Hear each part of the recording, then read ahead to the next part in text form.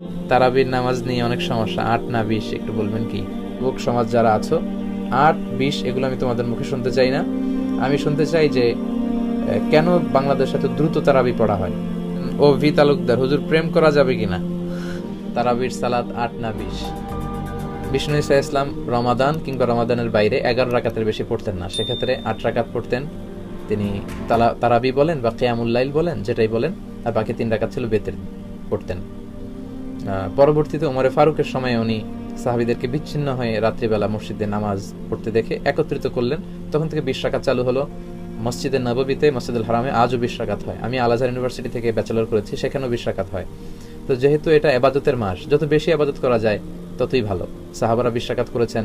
সাহাবারা তো আমাদের চেয়ে ইসলামকে ভালো বুঝেছেন। মসজিদুল হারাম, মসজিদ নববীতে আজও ২০ রাকাত হয়। মানুষদেরকে যত বেশি সুযোগ দেওয়া যায়, এবং ২০ রাকাত হওয়াটাই ভালো। ফলে কারো যদি স্বাস্থ্য খারাপ লাগে, সে চলে গেল বা কিছুক্ষণ বিশ্রাম নিয়ে আবার অংশগ্রহণ করলো। ৮ রাকাত হলে যেটা হয়, খুব অল্প সময়ে শেষ হয়ে গেল, ফলে অনেকে হয়তো বঞ্চিত হতে পারে। ২০ রাকাতে চালু থাক, যার যতটুকু সুযোগ হয় পড়বেন, ফ্লেক্সিবিলিটি আছে। ৮ রাকাত, ২০ রাকাত, এখানে আমি বলেছিলাম সম্মানিত ভাইয়েরা, কোয়ান্টিটি ধর্তব্য না, মানে কয় রাকাত এটা বেশি গুরুত্বপূর্ণ, গুরুত্বপূর্ণ কোয়ালিটি, কত ধীরস্থির ভাবে, কত স্মুথলি আপনি পড়ছেন। আলহামদুলিল্লাহ, আমি তো মালয়েশিয়াতে তারাবি পড়ি, কত চমৎকার ধীরস্থির ভাবে যে তারা পড়ে। মিশরে তারাবি পড়েছি, কত ধীরস্থির ভাবে পড়ে। হেরেম শরীফে কত ধীরস্থির ভাবে পড়ে। আপনারা দেশে ৮ না ২০ যারা আমার আলোচনা পছন্দ করেন, আমি তাদেরকে দাবির জায়গা থেকে বলবো, ৮ না ২০ তারা কেউ এ নিয়ে তর্ক করবেন না। আমার আলোচনা যারা পছন্দ করেন, ইসলামকে যারা পছন্দ করেন, তাদেরকে আমি বলবো, ইয়াং যুবক সমাজ যারা আছো, ৮, ২০ এগুলো আমি তোমাদের মুখে শুনতে চাই না। আমি শুনতে চাই যে কেন বাংলাদেশে এত দ্রুত তারাবি পড়া হয়, এ নিয়ে সবাই কথা বলেন, যে আমরা আস্তে আস্তে পড়বো। আমরা সারা বছর ব্যস্ত থাকি, রমাদানে একটু আমরা দাঁড়িয়ে আল্লাহর সামনে কতটুকু দাঁড়িয়ে থাকা যায়, এই অভ্যাসটা আমরা করার চেষ্টা করব। কারো যদি শরীরের খুব বেশি না খুলে, আপনি পড়েন, ৮ পড়েন, ১২ পড়েন, আবার শেষ রাতে উঠে কিছু পড়েন, যার যতটুকু সুযোগ। এ নিয়ে বিতর্ক করার কোনো সুযোগ নেই। বিধর্মীদের সাথে ইফতার করা যাবে কিনা? জি, বিধর্মীদের সাথে ইফতার করা যাবে ইনশাআল্লাহ। বিধর্মীদের টাকা ইফতার করা যাবে কিনা? হ্যাঁ, বিধর্মীদের টাকা দিয়েও ইফতার করা যাবে। বিধর্মীদের অনেকের হাদিয়া বিষ্ণু ইসা ইসলাম গ্রহণ করেছেন। রোমের বাদশাহ হাদিয়া দিয়েছেন, বিষ্ণুনবী গ্রহণ করেছেন। বিধর্মী ছিল মুকাউকিস, তখন ফারাও, তখনকার ফেরাউন, মিশরের বাদশাহ হাদিয়া দিয়েছেন, বিষ্ণুনবী গ্রহণ করেছেন। এটা গ্রহণ করা জায়েজ আছে ইনশাআল্লাহ। আমার ভাইয়েরা অনেক প্রশ্ন করেছেন।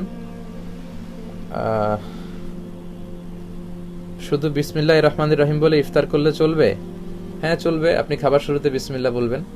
তবে আপনি বিষ্ণু ইসা ইসলাম খেজুর বা পানি দিয়ে ইফতারি করে বিষ্ণু পড়তেন, যাহাবা যামা ওয়াবতাল্লাতিল উরুক ওয়া সাবাতাল আজরু ইনশাআল্লাহ। সারাদিনের তৃষ্ণা দূর হয়ে গেল, আমার রগে শিরায় উপশিরায় সিক্ততা পৌঁছে গেল, ইনশাআল্লাহ আমাদের প্রতিদান আল্লাহর কাছে নিশ্চিত হলো। কত চমৎকার দোয়া!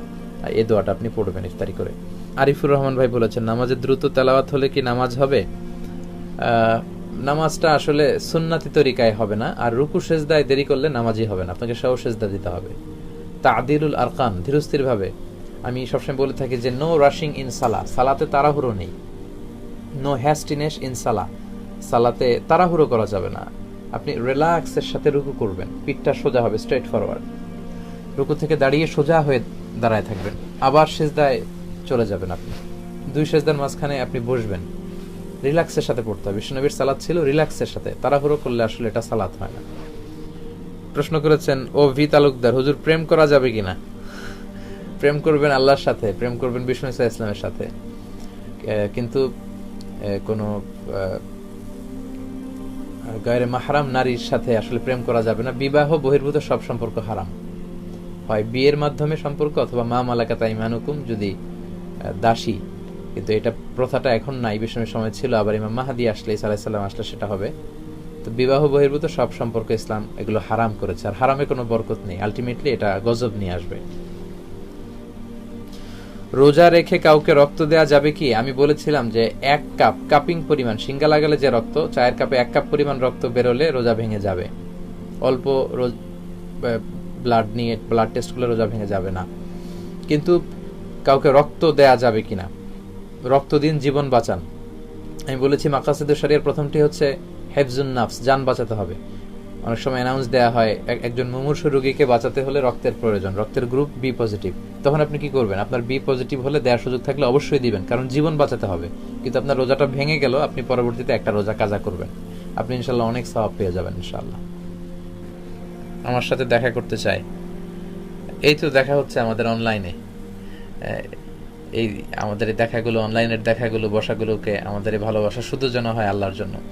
আরেক ভাই প্রশ্ন করেছেন, নারী, পুরুষ এবং নারীর নামাজ কি একরকম? আসলে স্বল্প সময়ের লাইভে এত কথার উত্তর দেওয়া যায় না। আমরা কয় মিনিট লাইভ করলাম?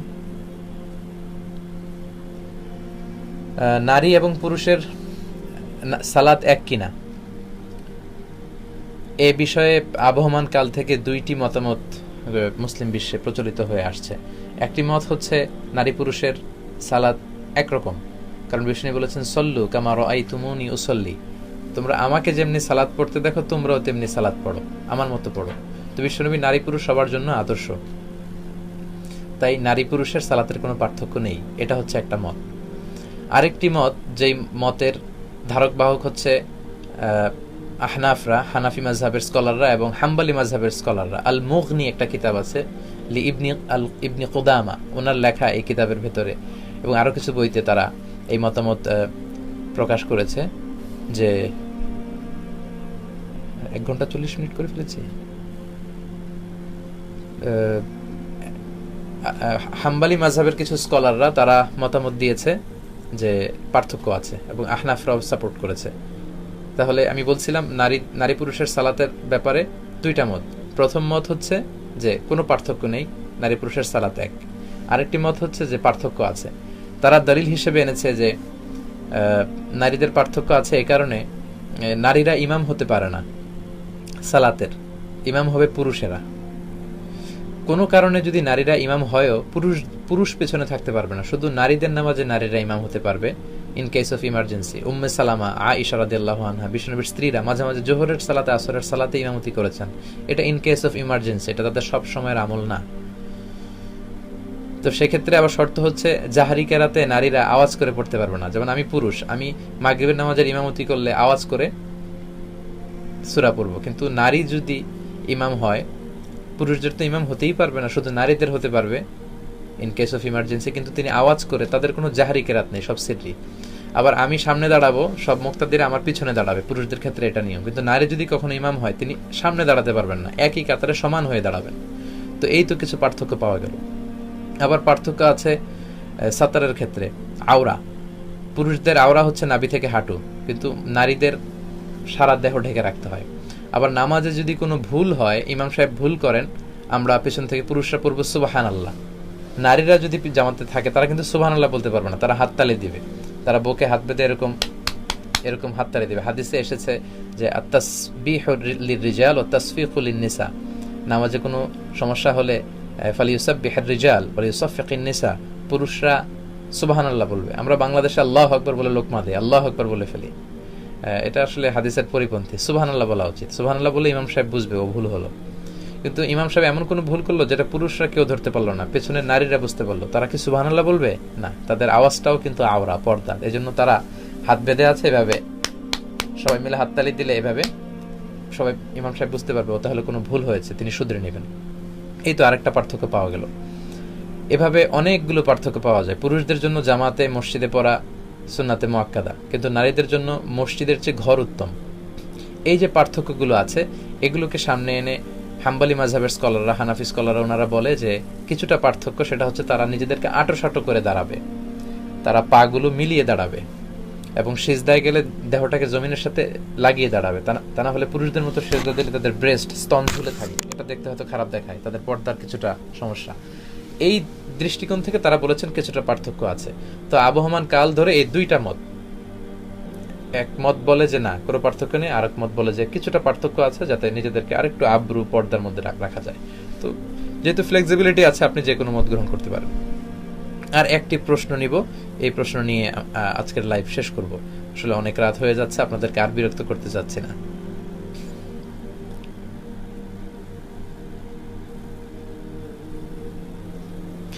আপনাকে ভালোবাসি, আরিফুল ইসলাম লিখেছে।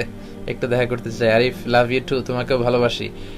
যারাই ভাইয়া 50 মিনিট হয়েছে, তুমি ভুল বলেছো আসলে, 1:40 বাজে না? আচ্ছা 50 মিনিট হয়েছে, ঠিক আছে ঠিক আছে, দেখতে পেরেছি।